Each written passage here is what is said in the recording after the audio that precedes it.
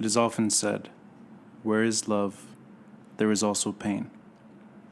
Today we come together in great pain and deep sadness, but we also come with a lot of love. We come with the pain of knowing that Bassel, a special and dear friend to all of us here, today lies in silence on a hospital bed outside Paris, fighting for his life. It is the pain of simply imagining the anguish and sadness that his wife Yasma, sitting by his bedside, and the rest of his family, his mother, his brother Remzi, must all be going through at this very moment. It is pain and sadness that is shared by thousands others, indeed by a whole nation, whose heart has gone out for Bassel and continues to pray for him since that fateful Monday afternoon of February 14. A nation that has also been in deep mourning for the late Prime Minister Hariri and more than a dozen others who fell on that day. There is pain, yes, but there is a lot of love here today. In fact, there's always been a lot of love around Bassel. Even his return to his home country 12 years ago to be part of Lebanon's rebirth was not only an act of faith, but it was also an act of devotion. It was modest, unpretentious, and largely unspoken commitment and love for his country that drove him there. When he left Washington, D.C. 12 years ago, he left here many friends that loved him, but he didn't really leave any of you. Neither have you left him. Your presence here on this snowy afternoon says it all. If you want to really know about Bassel's love, you should ask his wife Yasma. As many of you know, Yasma and his 2 little children had been living in Switzerland since last fall, because he feared for their safety, as he told his friends. He would go and visit them every time he could. In fact, he had returned to Beirut from Switzerland just a day before that awful Monday. He returned because of what he considered to be important parliamentary duties, despite the fact that the following day, February 14, was a very special day. Monday morning, while inside the Parliament building, debating the electoral law, he kept calling his office to make sure that the Valentine's Day flowers he had requested would be delivered to his wife. Bassel, we pray that one day you'll be able to give Yasma Valentine's Day flowers again. They say you can judge people by their enemies, as well as by their friends. How very true. The forces of darkness that struck Rafik Hariri and Bassel Fleihan tell a lot about the 2 men. It is not a coincidence that the 2 were sitting next to each other in the car on that awful day. They did that often. The friendship, closeness, and trust that Rafik Hariri and Bassel Fleihan had in each other tell a lot of good things about the 2 men. Today, as Bassel lies in silence and his heart continues to pound under his charred skin, we pray for him and for his family, as we pray for the late Prime Minister Hariri and others who fell on that day. We also tell Bassel that in their silence, their voice is now louder than ever. A whole nation is now speaking out. A whole nation is speaking for them, speaking the truth. And speaking the truth sets the spirit free. For 12 years, Bassel Fleihan and Rafik Hariri were helping build a country. Now in their silence, they're helping build a nation. Words shared in Washington, D.C. on behalf of Bassel's friends, by his friend and my father, Muhammad Shatar, dedicated to Bassel's recovery, while their hearts were still beating.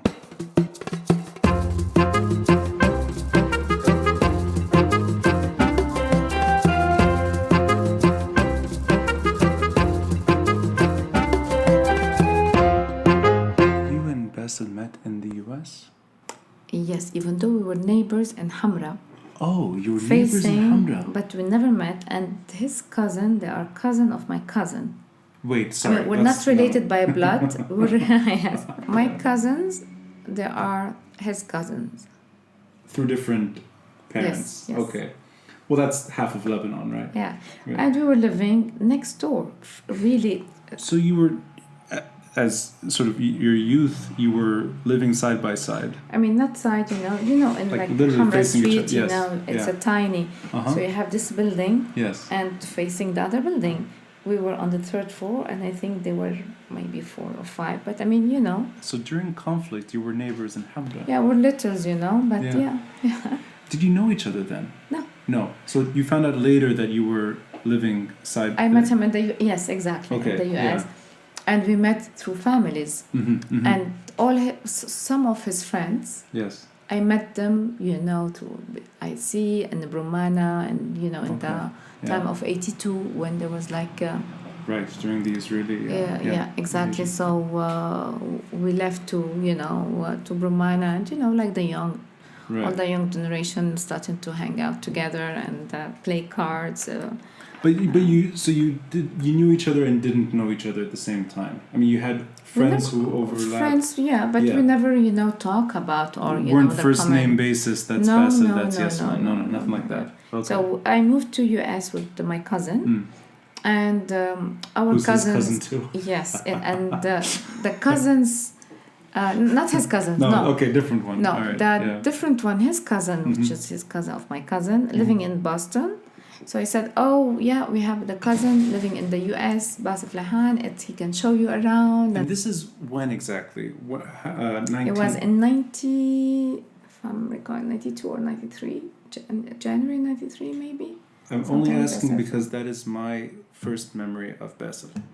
Oh, okay. From the early 1990s. We were living in the Washington, D.C. area. Yeah. And I met him once, if I'm not mistaken, at Nadine Munla's house. Although I may have to check up on this, but I think it was there. It was probably because they used to work together. At the IMF. Yes. Right. And I probably did meet him more than once, but that's the memory that I've kept, is that a very sweet man who I don't know is talking to me, and like, I mean, we're talking 11, 12-year-old mind. I'm not, but the reason I mention that is because that year in particular, there is almost a sense of confidence that things are moving finally in the right direction. Yes. It's 3 years after the Civil War ends, and there's a very important player who's emerging. He's Prime Minister, it's Rafik Hariri. But it's not just that he's Prime Minister, it's that there's a potential that the goals he's setting out are going to happen. Yeah, there's also, definitely. Bassel, he was always, waiting for this moment. He knew one day he will go back. And, when the time came and, proposed, he had this offer. Yes. So he jumped to the conclusion, and he believed that Rafik Hariri, is there, and then with the whole project. So he had a vision. So he saw it, that this is it. But he had a successful career at the IMF. Yes, he very did his successful. PhD at Columbia. He was a Yale student, if I'm not mistaken. He exactly, was, master at Yale and PhD Columbia, and he was one of the youngest, who was working, and he had a very high position at the IMF. And that kind of commitment to Lebanon is rare. Is that you are seeing every opportunity to stay and excel in Washington, D.C. or in the States, yet you're willing to devote your career to Lebanon. He had all this opportunity not to go back to Beirut. When he told me, for me, I took it like, I never thought Lebanon is gonna rebuild, because... You had already, you'd met, you were a couple already. Were you married at that time? No. No. I was continuing my studies. Okay. And he had this offer, and then I said, okay, he's going in June. It's not going to last for too long. So in your mind, this was not a permanent... For me, no, because, it's Lebanon, it's difficult, in history. There was always every 15 years, a war recurrent, conflict. And that view is the typical view. But his optimism was was... He knew, no, he Yeah. knew that Lebanon is like this, Mm-hmm. but it has something unique. It was joyful, you Yes, know. yes. And even though when he came back in 93, still, there was no still electricity. Sure. And then he used to go up, you know, because on the ninth floor, you know, up by walking Yeah. and would laugh and enjoy, you know, never complain. Yeah.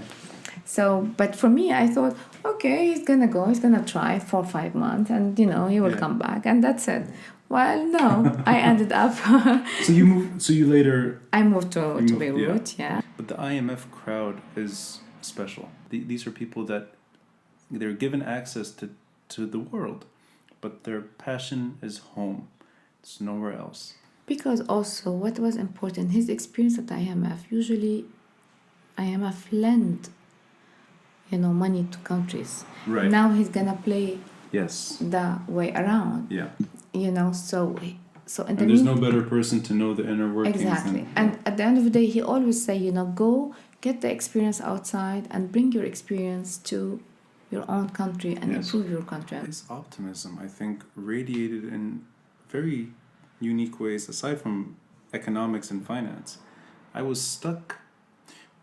We were all stuck in a snowstorm. It's some mid-1990s blizzard.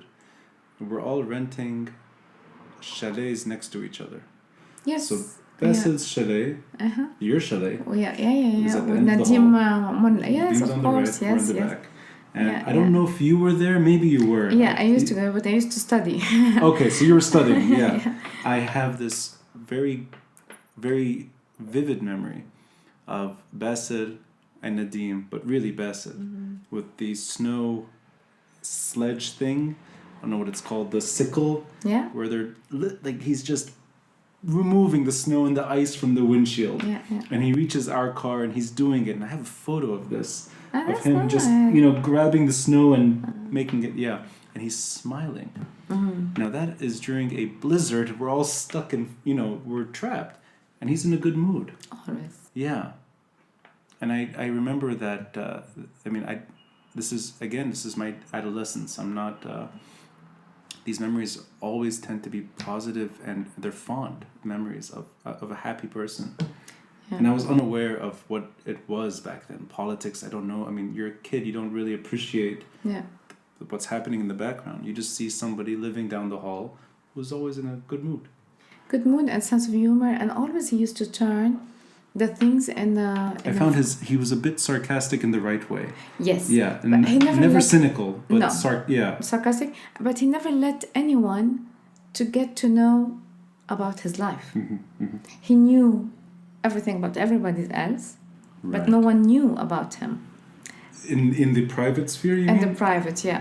What does that mean exactly? It means No, you know, he always, you know, have this, you know, the private life, you know, I mean, sometimes, I mean, friends, they tell about their own friendship or whatever. And he said, I know everything about every single, but no one knows anything about him, his feeling, not his feeling, Right. his wife, children, nothing. You know, it was like cocoon. If anyone crossed a limit, he used to know how to put him in the limit with a very nice diplomatic Yes. sense of humor, and everybody makes, you know, laugh. They, you know, you grasp the message, Yeah. but not taken it personally. But the limit would be crossing from the public role to his private life. No, like for example, I remember when he was a minister of economy, and I think there was issue about the taxes. And I remember I was with my daughter. I came to the ministry to say hi, and then there was like a group, you know, waiting, you know, because they were not happy, you know, and they had a meeting with Bassel. And Bassel opened, you know, I said, oh, you know, welcoming, and they got inside. And then I was waiting on the next room, and then I saw them going out, laughing, everybody, Yeah. like believing, like, okay, it's not a big deal to pay taxes, you know. So anyone's looking at it and say, oh my Very goodness. few people can do that Yes, in yeah. history. Yes, he had this capacity of, you know, taking things is not a big deal, turning things, you know, simple. Yeah. And he always you see, the most important is to believe in yourself, no matter what, and respecting each one, whoever is, and what is he doing. The most important, not to harm, Yeah. other person, but as long as he's comfortable with himself, it's. You knew him better than anyone. Where does that come from? I actually don't know anyone like him. That kind of really, really attractive optimism. He's unique. Yeah. Yeah. Where do you? I mean, if from your own side, where do you think that comes from? From his childhood, when he was a little, he has this open-minded, and then so he never judge anyone, and he had ambitious understanding, and he used to read a lot of histories. Thinker. His favorite used to be Shakespeare. He loved Shakespeare. And he linked things, and with his father was, he used to talk to me about his father and how, all this, open discussions that they used to have together. This secular, tolerant world that exists in very few streets, where it's your neighborhood, it's his neighborhood, and open to all, religious. Open to all. I mean, there's no more open space in the Middle East than that neighborhood. Yeah. And I think he took that with him and brought it back as well. And he kept it, wanted to stay. And he took it to his work, took it to his friendship. I mean, I don't know anyone who ran as a minority candidate and won by being very secular. Yeah. I mean, and it's an anomaly. And he believes in the freedom of speech. Yes. Yeah. For him, it's very important. Yeah. And even when he was at the UB, he was editor-in-chief. And he wrote an article when the assassination of the president of the UB. His daughter, she wrote a book, and she asked me if she can publish what he wrote with his picture. And she remembered of him that he was always next to them during this difficult time. Sure. And but that's his career too, because he's a student at AUB and during the worst times of the Civil War. Mm-hmm. And he's still the same person, still the same principles, same beliefs, operating in a region that is violent, chaotic, and he used to find, even though, always a solution. I mean, at this time during Civil War, you have a lot of friends, revolutionary, UB, BUC. Sure. You were with this party or this party, not to mention, even, the opposite. But he used to be friends with all of them, and always to find a solution. There's always a solution. Yes.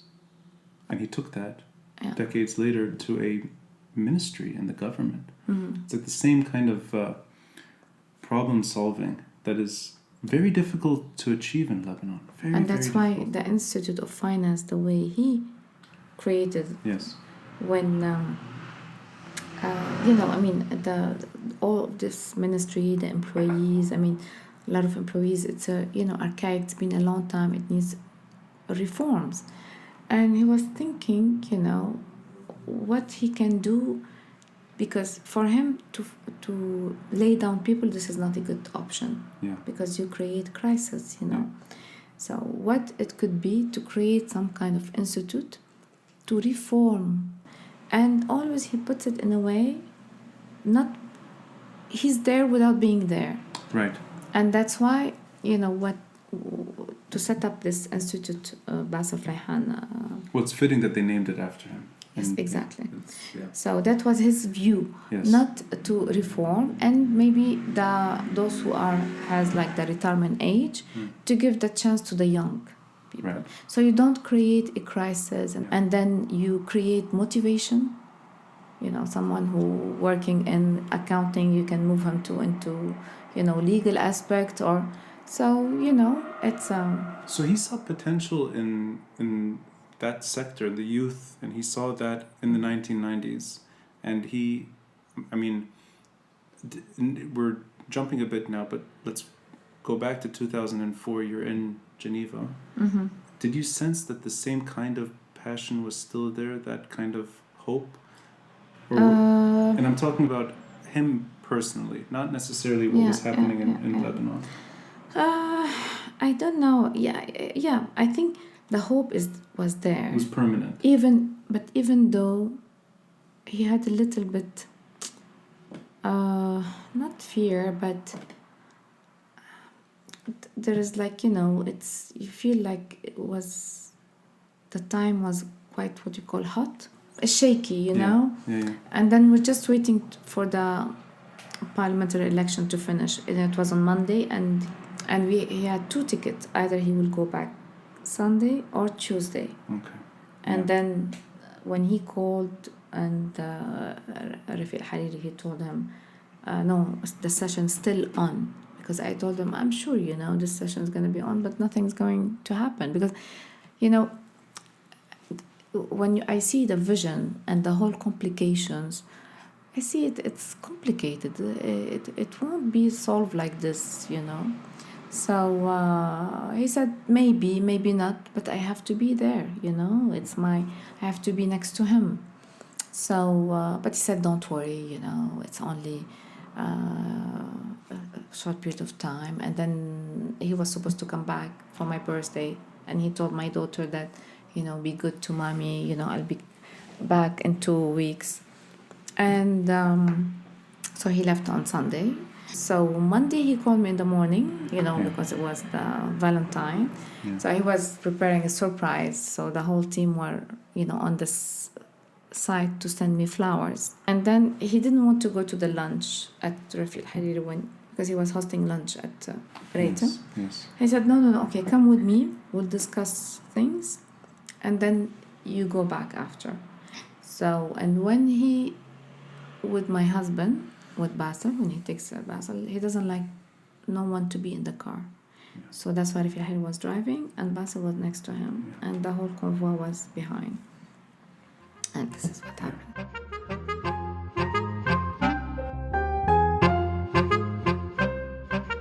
They couldn't recognize him. That's what I got to know after with the doctor, because he was whispering my name. And as you know, Yasma is not really common name. So they thought he was hallucinating.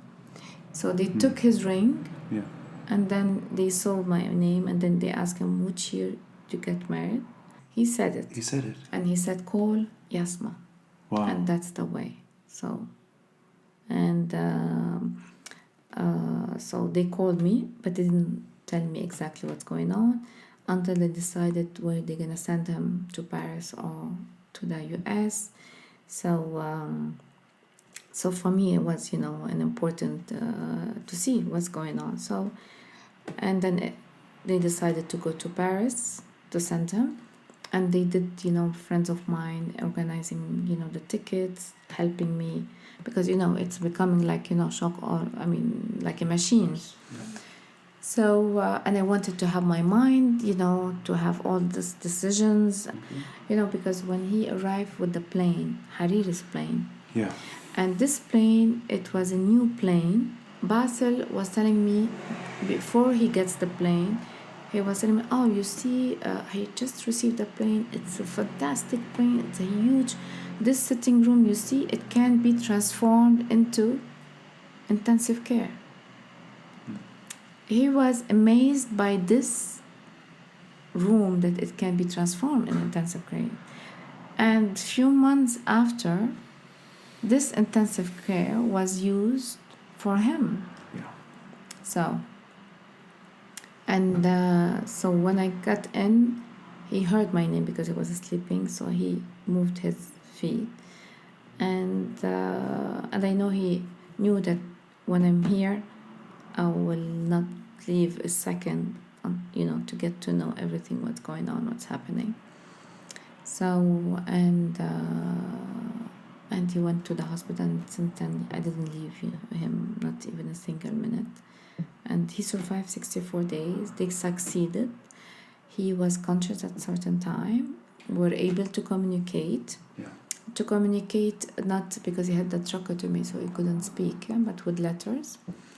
And they did beautiful, job. And it's just because of the infection that it comes from the bombs, the explosions, kind of infection that is difficult to get away from it. It's aspergillus, it's the name of this infection.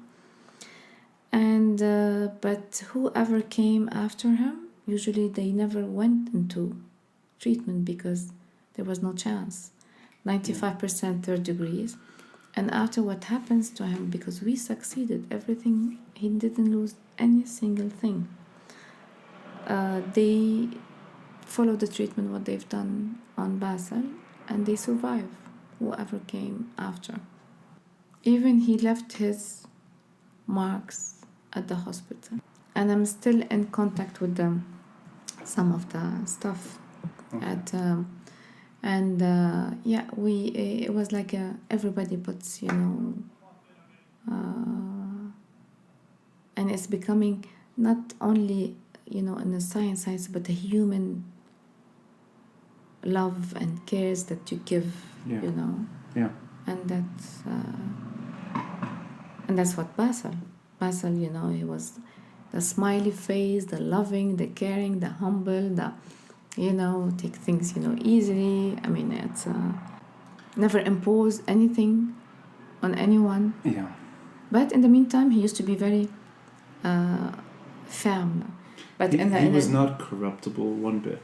No, not a single person can say anything. Yeah. I want to ask you, do you think he enjoyed the role as a Minister of Economy and Trade, or do you think he was doing it? Yeah. He did. Yeah, Okay. he did, and he did quite a bit of things. I mean, Paris 2. Mm-hmm. He drafted even before he became minister. So he never lost time, because when Rafik Hariri was out of the government at a certain time, and Bassel resigned from the UNDP, so he gave courses at the UB. So during this time, and I was pregnant. During this time, he was working on the Paris 1. I remember because he told me, come, look what I'm doing, and how explaining to me the Paris 1, and how, to raise the money, and how after. So you were part of it. I mean, you were there. You were seeing it in a beyond the relationship. You were seeing the work being done. We had a very, very strong relationship. We used to say, if we want to go to the toilet, we'll say, we used to say everything, to each other. That's a little too close. I mean, that's what he used to say, was laughing, at the that's point the only moment you should not be together. But no, I mean, at the point that it's, when I met him more, I wouldn't say shy, but more observer, taking time, careful, and inclusive. I mean, because he's affected many people. There's many people that think of his role in government as the inspiration to try to emulate. And it's not easy to know how he thinks and how he believes. He's open-minded. He's being humble. Pragmatic. And listener. He used to listen. Yes, and he even would take the time. It's strange to. I mean, I must have been maybe 20, 21. I don't remember. There was a reason I had to go to this ministry, and I did not want to impose. And there was some paperwork or something that needed to be signed. But because Lebanon is so small, and because it would be odd if I didn't, and because family friend and all those reasons, I was told to go say hello to Bassel. And I didn't want to, because I didn't want to interrupt him. So I'm a bit nervous entering the ministry, and I mean, here he is, the happiest man in the world, showing up, telling me why I didn't come up earlier to say hi. I'm like, you probably have better things to do. And I can say this with full confidence. He made it seem like I was as important as the job. You said it. Yeah. Always when he used to come. I mean, and this is maybe 5 minutes of his time. It's valuable time, and he's taking the time to see me and to talk to me. And for him, it's and we probably haven't seen each other for a few years, right? Or if we did, we're not like, I don't see him on a regular basis. He's a minister. He has important things to do, and here I am talking to him, and he's giving me full attention. Yes, and he was very human. He used to see everybody. Yeah. And the most important, so whoever used to come to ask for opinion, he never let him to feel that he's giving the opinion. Yes, The person, he felt it that he found it by himself. So he let him to feel proud. Yeah. The person that, you came to see me, but I didn't. You find it by yourself. Yeah. So, and that was amazing. Do you know if that was part of his role as an advisor as well? To Rafik? No, it was his character. That's his character. Yeah. Even I'm talking with me, whenever I used to, if I want to decide on something, he never tell me do this or criticism or nothing. He used to say, do what you believe in you. And he used to tell me, I believe in you. And always say, if you believe in this, just do it. And so first I used to say, okay, why you don't, advise me, or telling me, this. He said, no, at the end of the day, you have to feel comfortable. So he used to say, if a woman walk nude and she's comfortable with herself, why not? That's a bold statement, yeah. I'm telling you how he's so, in a way, I don't know if he will accept it for his daughter, I was going to say, was this more for his or his wife or something, Yeah. But I mean, to tell you how he can take things. And even when he used to do the interview or talking to people, he never make it difficult language. He make it very simple. Yeah. And then, and even with the words, you can make the word even doesn't exist in the dictionary, but more a funny way and creating a word. Allah yarhamu Ghassan Twaini used to say, there's no such, you have the basic, dictionary words, whatever. But you can play with the words when it's can make sense with the funny way. They give them all the atu that they will find their decision by themselves. He's very good at that. And he was a listener. Yes. The current Minister of Interior, Rayal Hassan, I spoke to her a few weeks ago about her own career through the Ministry of Finance and now the Ministry of Interior. And Bassel's name came up several times, and as a very important figure in her career. And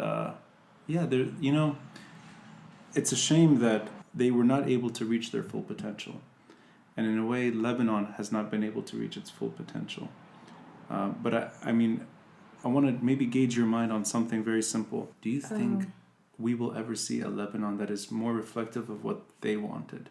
This inclusive, tolerant place? I think, it can. For me, I might be wrong. But how? It's not from one day to another. Yeah. There is a structure. We have 18 confessions. And then the family law is in the hands, of not the civil. So I'm not going to say other than this. So, not in the civil. So everything related to the family is linked to your own religious. So you're tied to. So basically, your survival.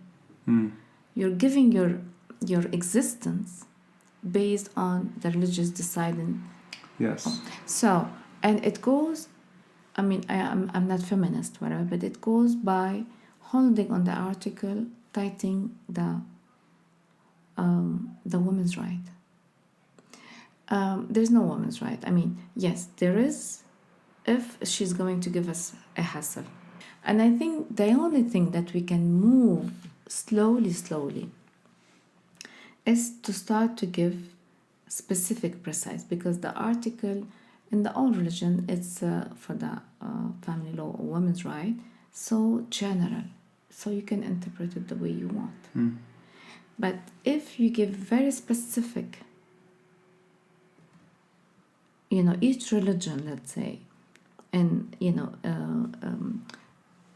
the same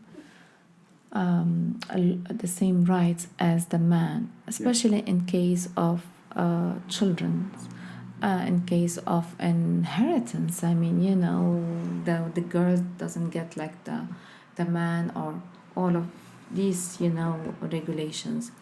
Slowly, even the religious, they will find a way to be able to survive and exist and be still there.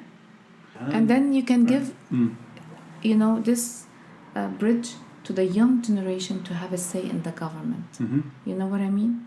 But now maybe I'm speaking for myself, but I'm speculating that when his name comes up, no one automatically thinks, oh, the Protestant voice. No. On the contrary, that's actually not even on the radar. He's looked at as a Lebanese. As a patriot and a secularist. Exactly. Ras Beiruti. Exactly. And a man very, very skilled in economics and that world. And an advisor. But the religion doesn't come up. Even though he ran as a minorities, candidate and he won, but people don't think, oh, that's the Protestant. And running. even us, even when we meet people, sometimes even they ask me, I said no, because it doesn't even come to our mind to ask. I mean, right. It's not in our... And these are Protestant families that are living in Hamra, the way any families live in Hamra. But, and I'll add to that too. Because, and even we never asked, we never knew who's who. Yeah. But that doesn't sound like it was a burden on him. So the 18 religions you're mentioning, did that impact his career? Was he... No. So I'm talking more about the ability to run a ministry, succeed in running a ministry, and at the same time the inability to survive in Lebanon. It's the two things at once. You can be in a position of power and be removed from that power, not through votes or through democracy, through violence. I think, I know. If I understood what In other words, another Bassel Fleihan shows up, will have the same fate as Bassel Fleihan. I think that the key, in the ministry, it's not to have a position just as a minister. In Lebanon, you have to see everyone, from bottom to top, and be friends to bottom to top, and goes and see where is missing something and get it, solved to make it the whole structure, as like Ras Beirut. Yes. So the ministry should be a Ras Beirut. Right. In a way. Yeah. Good relations with everyone, where no one's voice is louder than the other. No. Yeah. And let it to work all in team. Yes. To get, end result and be motivated. A rare figure in Lebanese history. There's really no one else that I think in my lifetime will not see someone else like him either. Very special. And I'm lucky that I met him as a younger man. And I'm lucky I got to see him as a minister. And I still think that despite the way his life ended, the way my father's life ended too, I think their names, they're looked at as sort of, first and foremost, decent people. And they were very decent and humble. And the way you said it, that he wouldn't take credit even when credit was due. These are rare traits in Lebanese politics. Lebanese politics is not known for that. No, and he did it for his own satisfaction, not because he wanted something in return. Yeah. He wanted, to improve the community around and, to see Lebanon, Yeah. And I still remember the project that he was in. You see, now after this election, parliamentary election, the whole ministry will be done reforming at the same time. So it's not you start 1 and 2.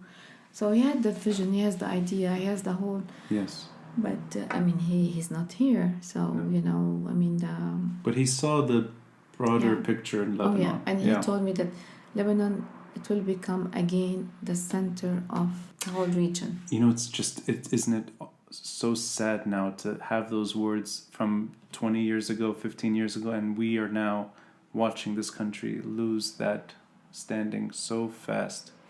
We always hope, and it's a DNA thing. Yeah, it's a Lebanese. It's a Lebanese thing. You hope even in the worst of times. But which is good, because if it's better than being hopeless. That's true, yeah. But it also makes you, in a way, it makes you adapt to bad things, and I think that's where we are today. Is that we're able to survive a dark time, when we're perhaps unable to challenge it, and therefore. If Bassel was here.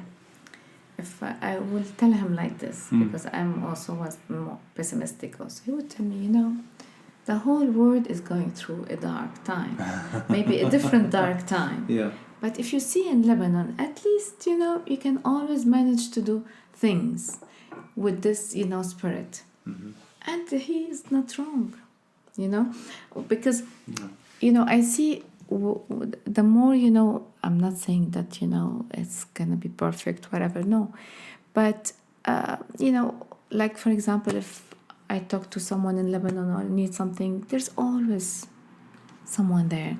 There's this genuine warmth that you cannot find anywhere else. Well, I didn't see the word. We look for it and we never find it anywhere else. Yes, yeah. And that's why we go back. I remember the sister of my grandmother, even grandparents. They used to live in California, Chicago. They made their fortune, and they decided after to go back to Lebanon, to buy land. So it's been always the case.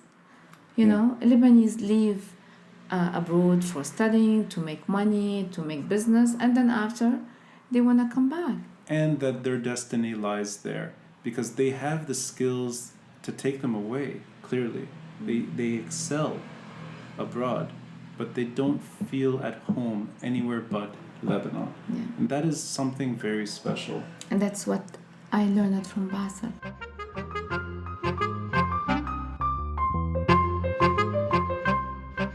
It's a work in progress to retain optimism.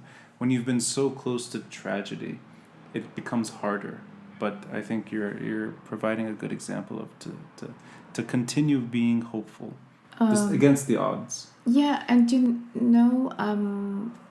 when it happens, it's very difficult, and the pain is there. You learn how to live with the pain. But I remember I used to walk this after 2-3 weeks he passed away. How I'm going to deal with this, and I have to stay for my children, because part of me was what died with Bassel, and the other part was with the sake of my children. So I was walking. I said, I think when I will start it to help and make somebody else happy, and the young you feel like it's like a therapy, or you feel doing something. So, and that's why I worked on myself, even though with the pain, and then the pain's still there. Bassel, he lives with me every day, and when I take it, life is like a bracket, no one ever gonna stay forever. That's true. So, and I said, okay, during this time, let's try the best out of it. And even though with the whole pain, and sometimes it's not easy, sometimes I get really upset because of the injustice, sometimes things doesn't get the way you wanted, and then I leave it. I said, doesn't matter, things will come, but through it's never easy, but we're here for a story. I wrote a book for the children. Who am I? It's for the little children. Okay. It's 2006, after the conflict between Israel and Lebanon. Yes. And when I saw the children from both sides, happy that sending Obu, and I said, what are we building as a generation? And during the night, it came at this time, helping me also the therapy to write. So I wrote a text and I showed it to Ghassan Touaini. Okay. Ghassan, he was a bit, said, no, this is not for the little ones, this is for the... It's for the older one. I said, the older one, it's a hopeless case. Sure. We lost hope. Okay. So let's start with to build with the Yeah. little ones, because those are the future. And to think before getting into violence, let's, to review Yeah. ourselves, Yes. or Yes. Yeah. and the book is not telling them what to do. No, it's interactive. It's just letting them to be conscious about our aesthetic. Like we have 2 eyes and not 3 or 4. We have 1 noise only. It's all for the reason, the 5 senses. And after to go to the whisper of the heart, because the heart is very important and loving and caring. And after how, I make it, the story short.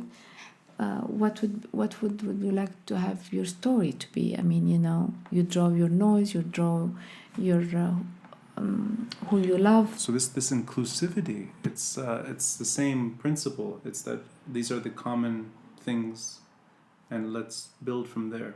And and for the children, it will stick in their mind because they're littles.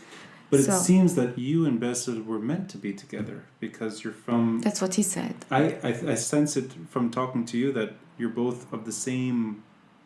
You're from the same exact place. If you have a dream or something in mind, you can make it happen. But it's all about how you proceeded and persistent. And sometimes you feel like you fail. And sometimes I said to the children, you have to fail to succeed. Because otherwise, how you want to see what's successful?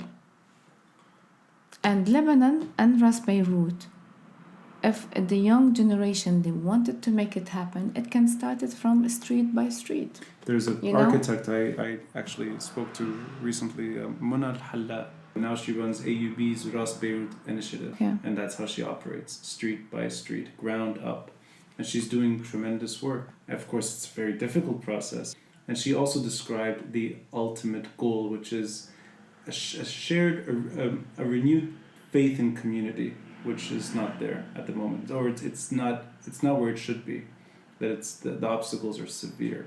It could be obstacles from poor governance. It could be from corruption. It could be from mismanagement, and sometimes it has to do with war too. Yeah. But there is a passion there. Anyone from Ras Beirut old enough to remember the better years. Yes. Wanting that to return. These great people that paid the ultimate price for their ambition, they've left us with a deep longing for a sovereign, free Lebanon. And if that's the dream, then I really hope your optimism spreads, and somebody like you is good for me as somebody who doesn't always see the optimism. But I think it's a healthy way. So thank you for your time, Yasma. Thank you so much.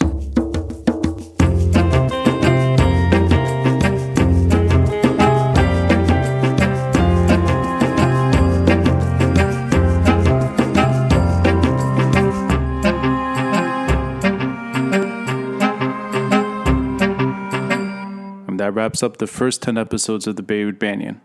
And if you've enjoyed what you've heard so far, please consider a donation through Patreon. We set up a page. Simply search for the Beirut Banyan via Patreon or go to our website, beirutbanyan.com, and you'll see the Patreon button directing to our page. Please donate as much as you'd like. We've explored a lot of topics so far. Film, transport, heritage, diplomacy, secularism and sectarianism, the debate surrounding civil marriage, the Ministry of Interior, human rights, and the legacies of Samir Asir and Bassel Fleihan. And the next 10 episodes will continue expanding on new themes, new terrain, more guests, more topics. And there will be commentary and stories shared in between. I really hope you're enjoying the podcast so far. Until next time, I'm Rani Shatah, and this is the Beirut Banyan.